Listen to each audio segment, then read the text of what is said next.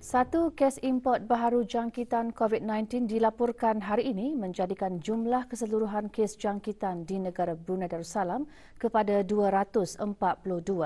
Kementerian Kesihatan dalam siaran akhbarnya mengenai perkembangan terkini situasi jangkitan COVID-19 di negara Brunei Darussalam melaporkan kes 242 ialah seorang lelaki berumur 39 tahun yang tiba di negara ini dari Jakarta pada 16 Mei 2021. Beliau tidak mempunyai sebarang tanda-tanda jangkitan. Penyiasatan dan pengesanan kontak mengesahkan tiada kontak terdekat bagi kes tersebut memandangkan beliau telah dikuarantin sebaik sedia tiba di negara ini dan keseluruhan pengendalian perjalanan semasa ketibaan dan pengasingan diri telah mengikut prosedur operasi standard SOP. Sementara itu, 8 kes aktif yang sedang dirawat di Pusat Pengasingan Kebangsaan dalam keadaan baik.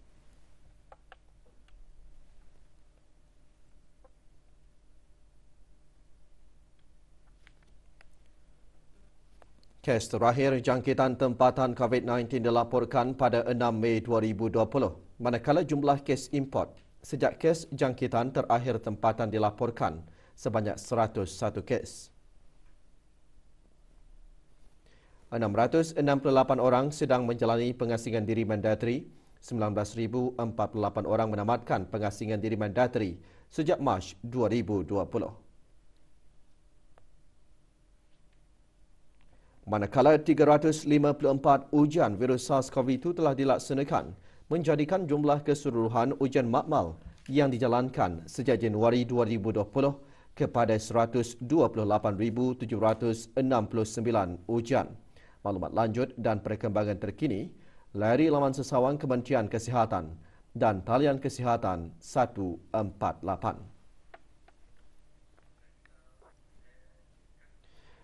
Dalam perkembangan berkaitan program vaksinasi bagi vaksin COVID-19 AstraZeneca, secara sukarela berakhir kemarin dan sebanyak 20,108 dos suntikan vaksin COVID-19 AstraZeneca telah diberikan sejak program dibukakan pada 6 Mei 2021.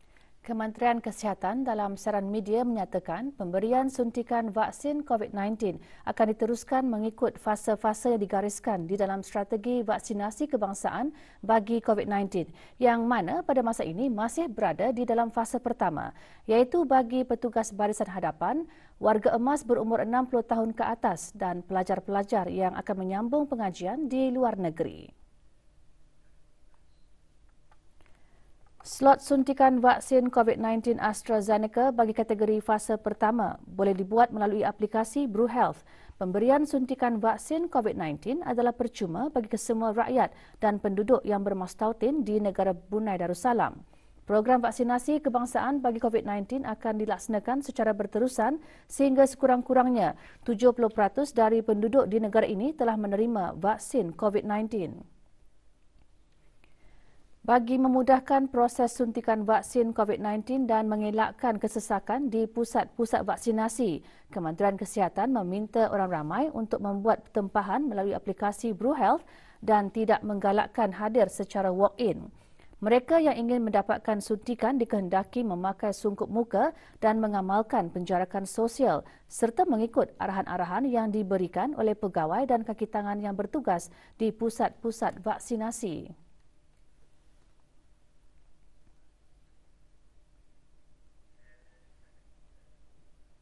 Sementara itu, Kementerian Kesihatan dalam siaran medianya juga memaklumkan mengenai tempahan slot suntikan vaksin COVID-19 bagi penuntut-penuntut yang akan melanjutkan pengajian ke luar negeri termasuk yang akan kembali ke negara pengajian. Tempahan slot suntikan vaksin bagi penuntut-penuntut berkenaan boleh dibuat melalui aplikasi BruHealth bermula Selasa ini 1 Jun 2021. Walau bagaimanapun, para penuntut diminta membuat pendaftaran terlebih dahulu sebelum membuat tempahan slot, iaitu melalui Kementerian Pendidikan di pautan yang tertera jika belum pernah mendaftar sebelum ini.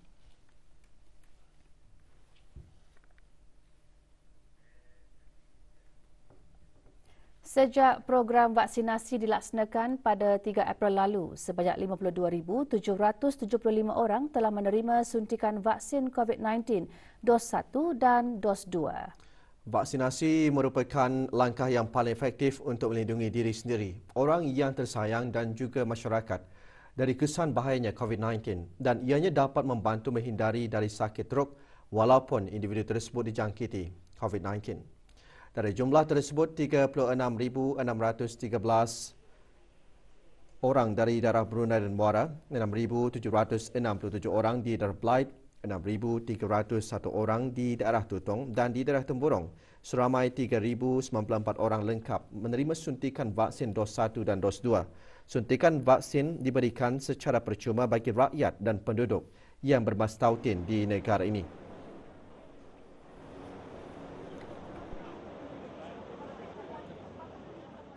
Alhamdulillah, all went well. Nganya feel tired lah, but advisable to berehat lah lepas satu. Second dose, alhamdulillah, so far so good. Dah tahu, I've heard from friends. So far, alhamdulillah, they went through good things lah. Sebagai rakyat, kita ni suppose macam lebih baiklah mengambil vaksin ini untuk menjaga kesihatan diri sendiri dan keluarga. Alhamdulillah, mesti kita ni berjaga-jagalah melindungi penyakit ini. Mesti kita benjik juga, takut nanti kita ni dah tahu kan, lebih-lebih lagi orang tua. Herd immunity. Kira one of the prevention adalah what we should do to prevent any bigger atau problems. Recommended untuk adalah mengambil vaksin ini, memprevent any kalau sekiranya ada masalah-masalah besar lagi nanti. Of course lah, untuk memprotek diri dan keluarga. Kita ni pun maklum dengan pandemik COVID masa ni macam mana situasinya, walaupun Brunei alhamdulillah lebih setahun sudah nada apa-apa. Tanggal 9 Mac 2020 menjadi sejarah kelam buat negara Brunei Darussalam apabila kes pertama COVID-19 dicatatkan. Kemunculan musuh senyap itu mencetuskan rasa cemas sekaligus memaksa semua pihak menggembling tenaga untuk mengawal penularannya. Kita ikuti laporannya bersama Azizi Ahmad. Terus mengamalkan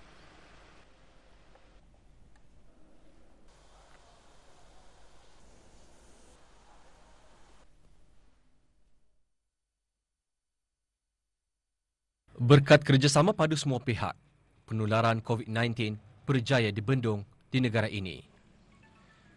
6 Mei 2020 merupakan hari terakhir kes jangkitan tempatan dilapor. Kini, yang tinggal hanyalah kes import. Namun semua lapisan masyarakat di negara ini diingatkan supaya tidak leka. Sebaliknya, teruslah mengamalkan norma-norma baharu kehidupan.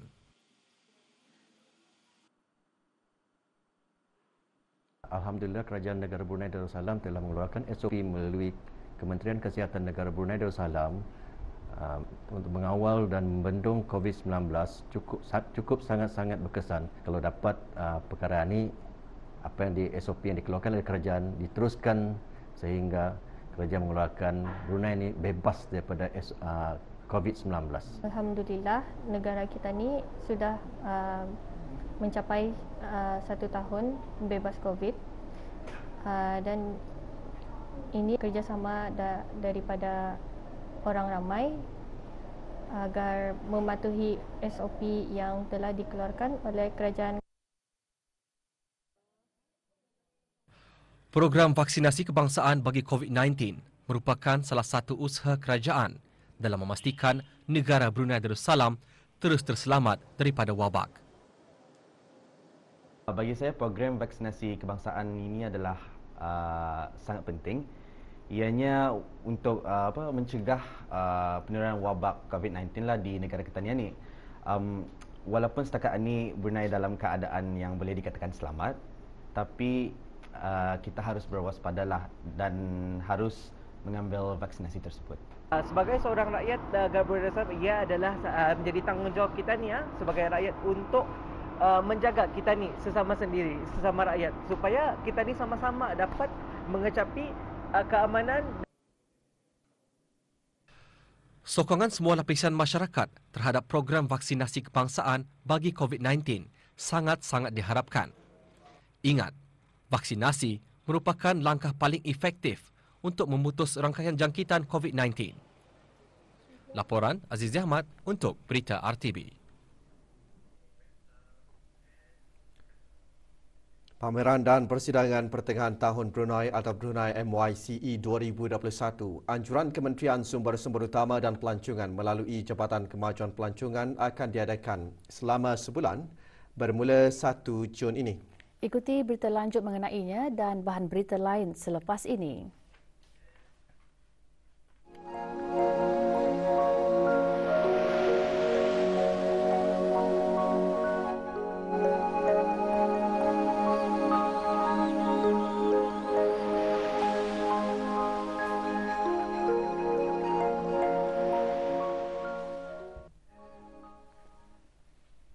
Majlis Kesejahteraan Orang Kelainan Upaya MKOKU petang tadi mengadakan majlis sambutan Hari Raya dan diselajurkan dengan sambutan Hari Keluarga. Majlis berlangsung di Bangunan Amas, Kampung Lamonin, daerah Tutong.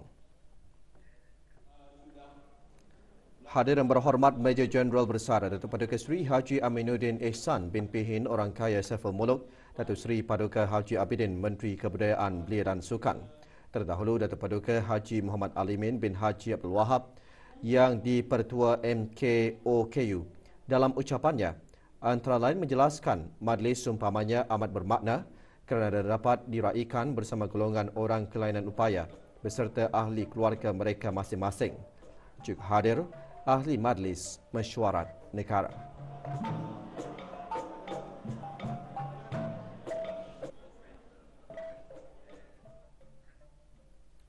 Sementara itu, Pejabat Hak Ehwal Masjid Daerah Tutong bersama Jawatan Kuasa Takmir Masjid, Kumpulan Muslimah serta Belia Daerah Tutong mengadakan majlis silaturahim sempena Hari Raya Aidilfitri.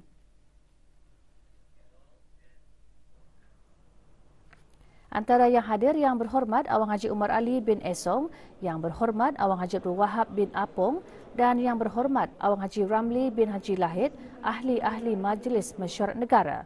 Majlis diadakan di Masjid Pangeran Muda Abdul Wakil, Kiudang, Tutong.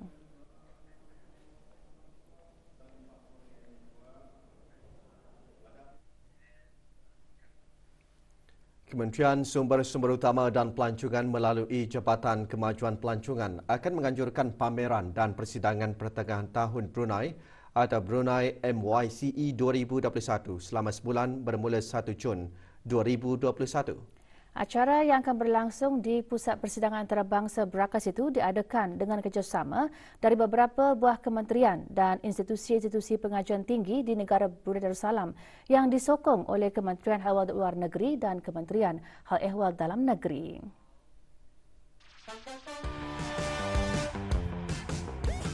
MYCE 2021 akan menumpukan 4 tema yang berbeza pada setiap minggu, iaitu Islamik, perhutanan, teknologi digital dan tenaga. Pameran dan expo dengan tema yang berbeza juga akan diadakan pada setiap minggu. Antara acara yang diadakan sepanjang Brunei MYCE 2021 termasuk Forum Memperkasa Wakaf ke Arah Kesejahteraan Negara, Persidangan Pasaran Modal Islam Brunei Darussalam BICAM dan Persidangan Negara Pintar melalui transformasi digital.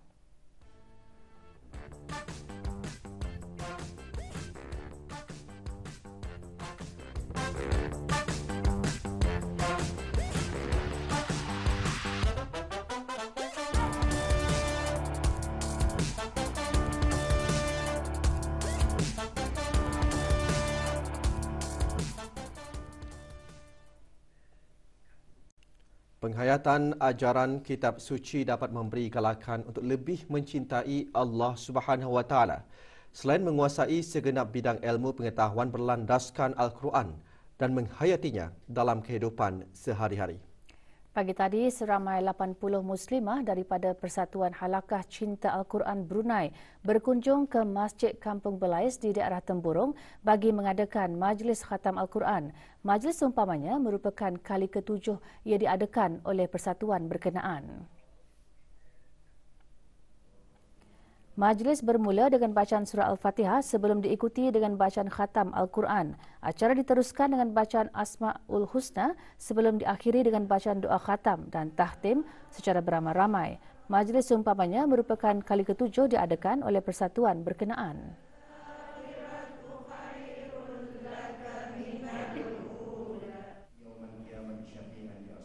Majlis turut diisikan dengan taklimat khas yang antara lain menyentuh mengenai pengajaran yang boleh diambil daripada Al-Quran. Juga diadakan penyampaian sumbangan kepada orang kurang berkemampuan dan anak-anak yatim.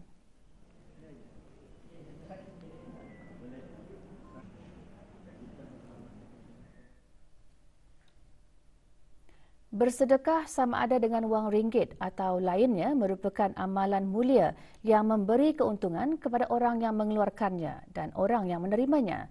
Jawatan Kuasa dan Takmir Masjid Universiti Brunei Darussalam UBD pagi tadi mengadakan majlis penyampaian derma kepada anak-anak yatim.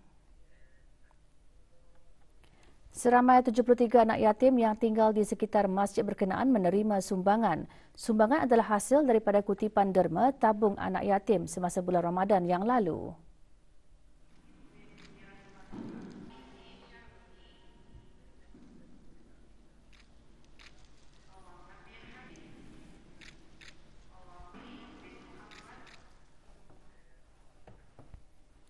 $156 botol minuman keras, 6 karton rokok, 5 guni beras dan beberapa produk makanan daging ayam mentah ditemui di dalam sebuah kenderaan yang mencurigakan di kawasan Kampung Lepung Baru, Tempurung Kelmarin. Penemuan tersebut adalah hasil kerjasama daripada Rondaan Pencegahan Jenayah Pasukan Simpanan Polisi Company, Jabatan Gerakan Pasukan Polis di Raja Brunei PPDB bersama anggota Angkatan Bersenjata di Raja Brunei ABDB. Semasa rondaan, sebuah kenderaan yang mencurigakan diletakkan dalam keadaan tidak berkunci di kawasan semak tanpa pemandu. Hasil pemeriksaan menemukan beberapa bungkusan plastik berwarna hitam dipercayai berisi barang tegahan dan barang-barang yang tidak diisytiharkan disimpan di bahagian kerusi belakang penumpang dan di bahagian bonet kereta. Kesemua barang tersebut dirampas dan diserahkan kepada Jabatan Kastom dan Eksais Diraja untuk tindakan lanjut.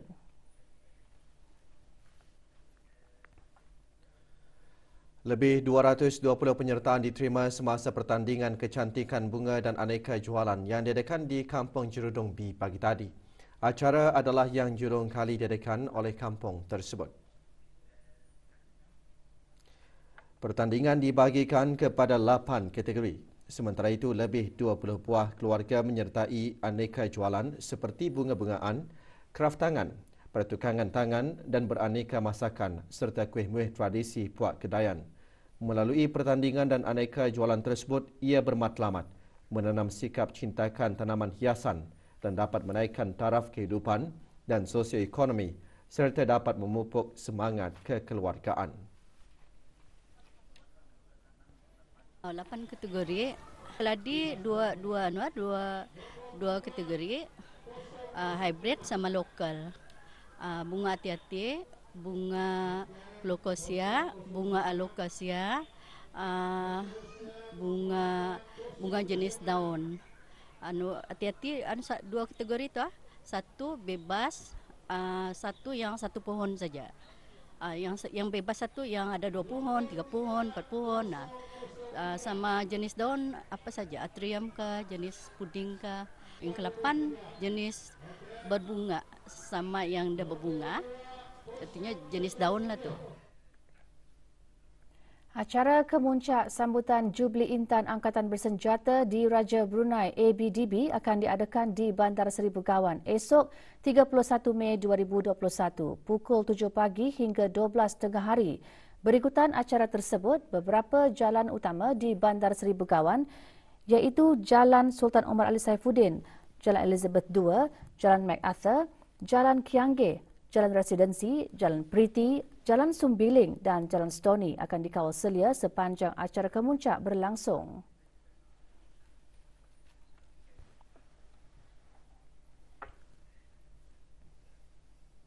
Sementara itu, sempena Jubli Intan Angkatan Bersenjata di Raja Brunei ke-60 tahun, Jabatan Perkhidmatan Pos akan mengeluarkan sistem kenang-kenangan esok 31 Mei 2021. Sehubungan itu, para pengumpul dan penggemar stem dialulukan untuk berkunjung ke 8 buah cawangan pejabat pos seluruh daerah bagi mendapatkan surat rasmi hari pertama dan stem-stem yang dijual di kaunter-kaunter cawangan pos di Galeri Stem Pejabat Pos Bandar Seribu Gawan, Pejabat Pos Pusat Memproses Mel dan Bungkusan, Pejabat Pos Muara, Pejabat Pos Sengkurong, pejabat pos Tutong, pejabat pos Seria, pejabat pos Mumong, Kuala Blight dan pejabat pos Bangar daerah Temburong. Penjualan keluaran stem kenang-kenangan akan dibuka bermula pukul 11 pagi hingga 3 petang.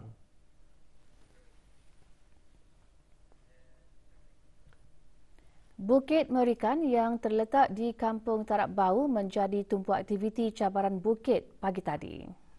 Acara dianjurkan oleh Azik Enterprise dengan sokongan Jabatan Belia dan Sukan serta kerjasama Persekutuan Olahraga Brunei Darussalam BDIF. Hadir Pengiran Muhammad Amir Rizal bin Pengiran Haji Mahmud Setia Usaretap Pentadbiran Kewangan dan Estet Kementerian Kebudayaan Belia dan Sukan. 3 kategori dipertandingkan iaitu lelaki terbuka 18 tahun ke atas, wanita terbuka 18 tahun ke atas dan kategori berpasukan terdiri dari 2 orang peserta lelaki dan seorang peserta wanita dengan tiada had umur ditetapkan sejauh 3 km. Aktiviti berentas hutan tersebut antara lain juga memberi peluang kepada para peserta untuk melihat pemandangan jambatan Raja Isteri Pengiran Anak Hajah Saleha dari bukit tersebut.